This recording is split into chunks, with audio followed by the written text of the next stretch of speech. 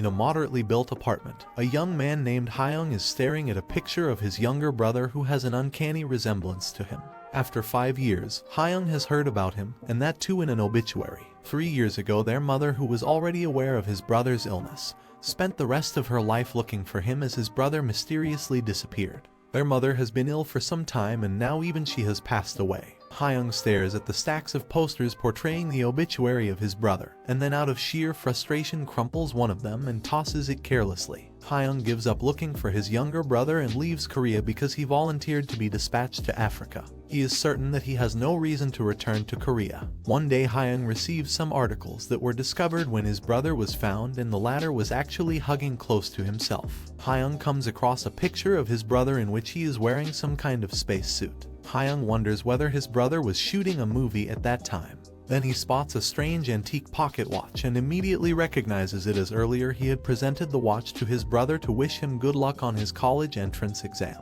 He flips over its backside and finds JWCA engraved on its metallic cover. The scene shifts to a flashback, where Hyung's younger brother expresses sheer delight in receiving a watch as he actually needed one. Meanwhile, Hyung playfully brags about his thoughtfulness as he considers himself quite stylish for buying an antique pocket watch instead of a contemporary digital watch. The younger brother is curious about the Ka, H and JWCA on the back of the watch, as he already knows that JW represents his name.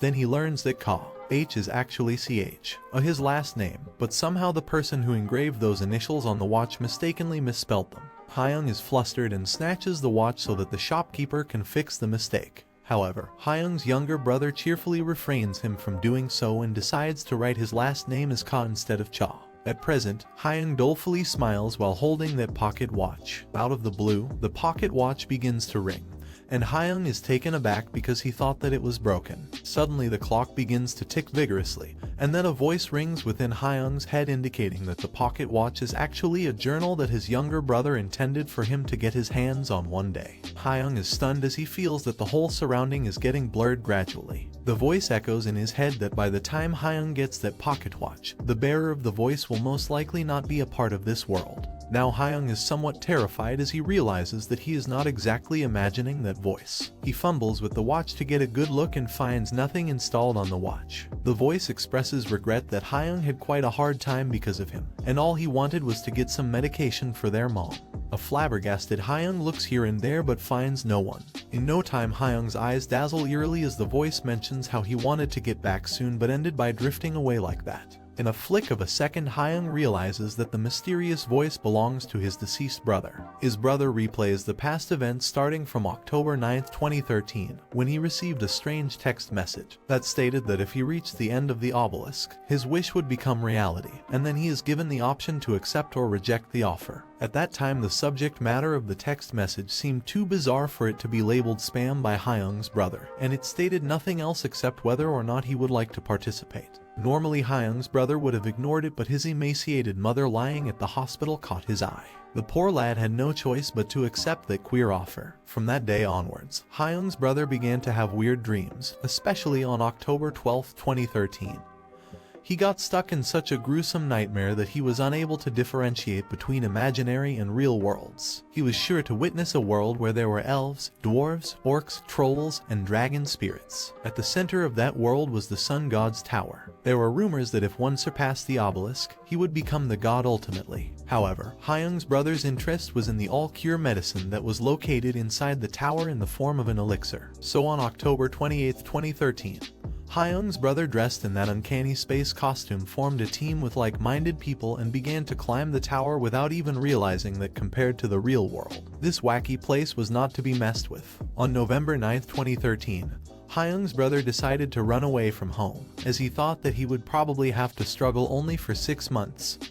So with that, he cut himself completely off from the real world. On December 1, 2013, he formed a team called Arsha that was best in all aspects. On September 7, 2014, the team Arsha realized that their rate of conquest was slower than expected, so it would take another year to complete their mission. On November 11, 2014, a conflict arose with a high-ranking clan, so the team's rate of conquest was put to a halt. In February 2015, the team was unable to reach an agreement, and a war was about to emerge. Next, an opposing clan Arsha allied with was destroyed.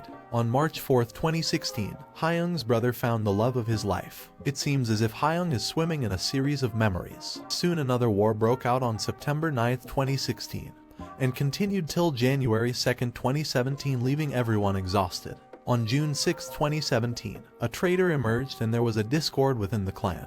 At that time everyone was suspicious of each other. By July 1, 2017, Hyung's brother had become an addict and his body was getting heavier. By October 30, 2017, half of the members had left Arsha as they were being defeated. Hyung's brother's health also deteriorated gradually. On a fateful November 1, 2017, the woman he loved stabbed him in the heart and left him. Slowly and gradually, his body was beginning to rot. The poor lad actually longed for Hyung. By February 1, 2018, Hyung's brother was the only one who remained in Arsha. He wondered at what point things began to lose their control. On February 28, 2018, he finally succeeded in acquiring the elixir but was unable to send it home since he was surrounded by enemies. It was then he realized that there was only one person in the world who was on his side. However, the brave lad never showed to his enemies that he was getting weaker. Still, he left all the journal entries of the past fateful events for his brother Hyung, that when he reads them, he would acquire the elixir and give it to their mom. After reading the horrifying story of his brother, Hyung clasps the pocket watch tightly in his hand. The voice keeps on ringing in his head that one day Hyung will listen to those entries. Suddenly, Hyung is hit by some supernatural power. A notification appears in front of him that some succession is being commencing. Slowly his whole body is bombarded with some strange mana, and Hyung wonders whether that is the power possessed by those in the other world. Hyung feels as if he had been struck by lightning, as the power of mana is quite overwhelming. The voice begins to ring in his head amidst all that intimidating static that Hyung will listen to his entries one day. Hyung then has a flash of his brother smiling with the other ones, and then the scene changes to a gore-covered sword and his brother covered in blood with a shocked expression. The system notifies that the awakening has been completed in Hyung. However, the succession process is still incomplete, and that will be done after Hyung's body is perfected. A bewildered Hyung watches as the blue screen flashes in front of him repeatedly. After some time, Hyung's body's ability has partially advanced, his nature has been discovered, and his skills have been added. However, he can only register himself at the obelisk. Now Hyung is completely aware of what exactly happened to his brother, the reason why someone led him to death, and the reason he came back to him like that after 5 years. Hyung's eyes turn into a steely glare with an intimidating look on his face as he vows to avenge his brother's death. And for that, he decides to follow the rules of that world. Hyung feels as if he is in a game, as the blue window seems to him like a status window. After awakening, he feels as if his body is lacking in abilities. His nature is revealed to be cold-blooded, as from now on he will always exhibit an unrelenting rationale in any situation. He is completely immune to anything along the lines of mind control, for instance, brainwashing. Hyung is completely satisfied with his nature. He has also acquired dragon visual prowess that penetrates to reveal the truth. The bearer can preview a portion of a person or object's ability beforehand. Hyung recalls his brother, Yeonwoo, once mentioned that he met the ancient dragon Kalitas and formed a contract with him. On the 11th floor, he is shocked to know whether that is all left out of that ferocious dragon. Next, his 5 senses also get heightened drastically, and Hyung believes this because the elevated senses work well with his nature. But the most prominent thing that catches his attention is the last one, the clairvoyance, or the ability to see and hear things beyond human control, and he knows he got that one because of the pocket watch. For now, Hyung decides to act along with the situation. Hyung has the feeling that Yeonwoo only wants him to find the elixir and disappear, but Hyung's conscience doesn't permit that. Next, Hyung can be seen on a call where he wants to have an emergency dinner with someone. The person on the other side is kind of baffled about the sudden arrangement,